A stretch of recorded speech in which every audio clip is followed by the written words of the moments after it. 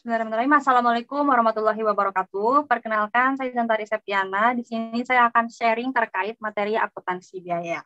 Sebelum itu, apa sih pengertian akuntansi biaya? Akuntansi biaya merupakan suatu proses pencatatan keuangan yang di dalamnya terjadi penggolongan dan peringkasan atas suatu biaya produksi, penjualan produk, ataupun jasa menggunakan suatu cara tertentu lengkap dengan penjelasannya. Nah, biasanya nih akuntansi biaya itu terkait dengan perusahaan manufaktur. Perusahaan manufaktur sendiri itu pengertiannya pengolahan bahan mentah menjadi barang setengah jadi atau barang jadi yang siap untuk dijual. Gitu. Nah, di dalam perusahaan manufaktur sendiri ini terkait biaya produksi. Nah, biaya produksi itu erat kaitannya ada tiga bahan penting, yaitu ada biaya bahan baku, tenaga kerja langsung, dan biaya overhead pabrik. Nah, di dalamnya terdapat pengendalian dan perencanaan bahan baku. Di dalam bahan baku ini, atau yang sering disebut direct materials itu, terdapat bahan penolong atau indirect material. Contoh dari bahan baku sendiri itu, misalnya dalam perusahaan perusahaan ban, karet menjadi biaya bahan bakunya atau direct materials-nya. Sedangkan untuk bahan penolongnya atau indirect materials-nya itu, misalkan dalam perusahaan jahit itu. Nah, berarti benang merupakan bahan penolong. Seperti itu. Nah, bahan baku terdapat karakteristiknya. Yang pertama, dapat diidentifikasi secara jelas pada produk jadi. Yang kedua, dapat secara mudah dilacak pada produk. Yang ketiga, memiliki jumlah proporsi cost signifikan pada cost produksi. Sedangkan bahan penolong karakteristiknya tidak dapat diidentifikasi secara jelas pada produk jadi. Yang kedua, tidak dapat secara mudah dilacak pada produk. Dan yang ketiga, memiliki jumlah proporsi cost yang tidak signifikan pada cost produk. Nah, dalam pengendalian pengadaan bahan, tugas Departemen Pembelian yaitu ada yang pertama, menerima permintaan pembelian dari seluruh departemen yang ada dalam sebuah perusahaan, termasuk Departemen Produksi. Yang kedua, memelihara data terkait dengan pemasok, harga, dan schedule pengiriman. Dan ketiga, menyiapkan dan mengirim surat order pembelian kepada pemasok. Yang keempat, mengirimkan tembusan surat order pembelian pada bagian penerimaan Departemen Akuntansi. Selanjutnya, terkait dengan BOP atau biaya overhead pabrik. Definisinya yaitu semua biaya produksi atau pemanufakturan yang tidak dapat secara langsung diidentifikasi dan dialokasi pada produk, atau semua biaya produksi yang tidak terkategori bahan baku dan tenaga kerja langsung. Jenis-jenis overhead pabrik ini yang pertama ada bahan penolong, tenaga kerja tak langsung, biaya produksi tak langsung lainnya. Overhead pabrik ini memiliki karakteristik. Yang pertama, tidak dapat diidentifikasi pada produk jadi. Yang kedua, memiliki jenis pola perilaku hubungan terkait dengan volume produksi.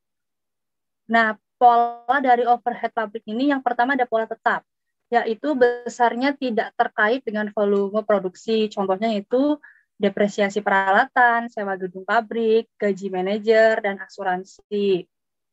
Yang kedua, pola variabel, merupakan besarnya biaya berbanding lurus dengan volume produksi.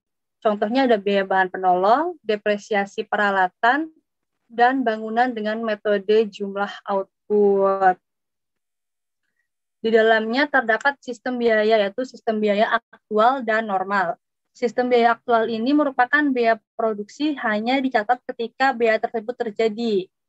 Biasanya itu mencatat bahan baku dan tenaga kerja langsung. Yang kedua, overhead dicatat sebesar penggunaan input aktual. Tarif overhead disebut sistem biaya normal.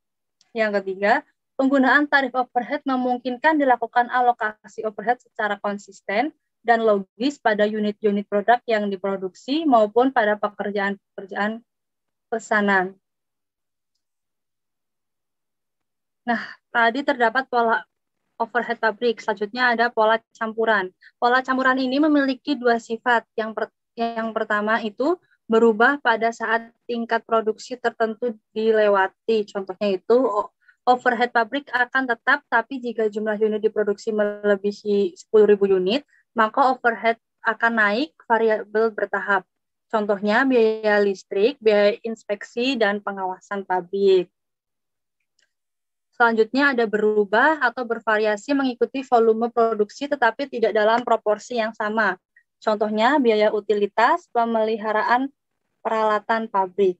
Nah, di dalam overhead pabrik ini terdapat departementalisasi, merupakan pembagian pabrik menjadi segmen-segmen atau bagian-bagian segmen, atau bagian ini disebut departemen biaya objek. Biasanya fungsinya itu untuk memudahkan dalam pengklasifikasian biaya. Nah, faktor-faktor untuk pembentukan departemen yaitu yang pertama ada kesamaan bentuk operasional, kedua pertanggungjawaban atas produksi atau biaya, yang ketiga lokasi produksi pada aliran proses produksi, dan yang keempat jumlah pusat biaya. Nah, terdapat aliran proses produksi dalam furniture, contohnya ya, ada pemotongan, perakitan, penyelesaian, kemudian produk jadi.